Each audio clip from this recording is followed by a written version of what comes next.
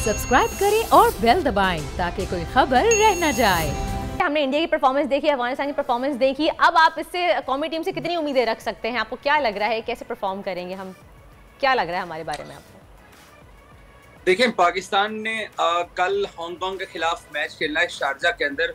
आज पाकिस्तानी टीम एक मरतबा फिर अपना ट्रेनिंग सेशन करने जा रही है और कल जो पाकिस्तान का हांगकांग के खिलाफ मैच है, गो के हांगकांग की टीम टूर्नामेंट के अंदर इंडिया के खिलाफ कल 152 रन बनाने में कामयाब हो गई।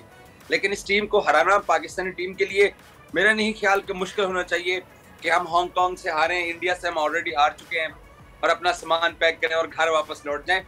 पाकिस्तानी टीम हांगकांग को हरा सकती है, लेकिन हराना जरूरी इसलिए है। आपको वाकई लगता है कि हरा सकती हो? कि हम तो स्कोर ही इतना करते हैं ना, 150 और 160, हम तो टारगेट ही इतना देते हैं और हांगकांग तो आराम से बना लिया है, ये तो इजीली चेस कर लेगी।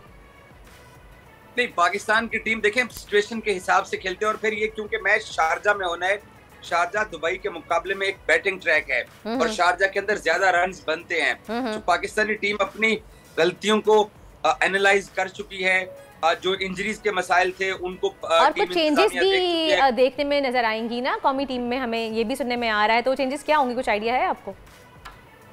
देखिए, कल तक क्योंकि कल तक ये उम्मीद थी कि नसीम शाह को शायद रेस्ट दिया जाएगा क्योंकि उनके वो थोड़ा सा अच्छा फील नहीं कर रहे थे, रिजवान थोड़ा सा अच्छा फील नहीं कर रहे थे, उनको भी रेस्ट दिया जाएगा।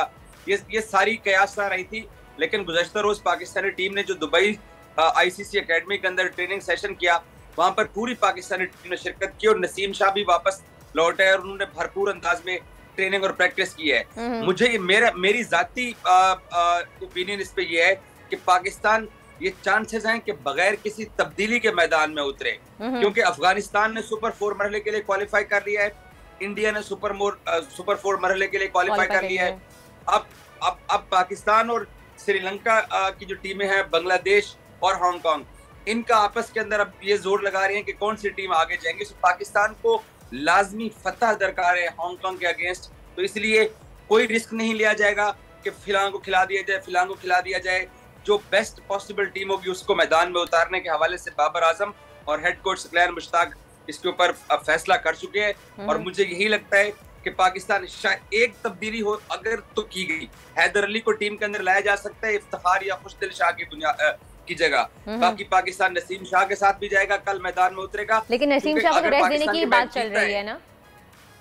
अगर ये देखिए, नसीम शाह इंजर्ड नहीं थे, नसीम शाह डिहाइड्रेशन का शिकार थे, जो कि ठीक हो चुके हैं। कल उन्होंने नेट्स के अंदर भरपूर बॉलिंग की है और ज्यादा ही उन्होंने टाइम लगाया ताकि अपने आप को वेदर के साथ वो एडजस्ट कर सके, जो कि उनको प्रॉब्लम हुई थी इंडिया वाले मैच में। सो कल अगर फ्राइडे में पाकिस्तान जीत जाता है हांगकांग के अगेंस्ट, तो फिर 4 तारीख को पाकिस्तान इंडिया के साथ दोबारा दुबई में मध्य मुकाबला होगा सुपर 4 मरहले में।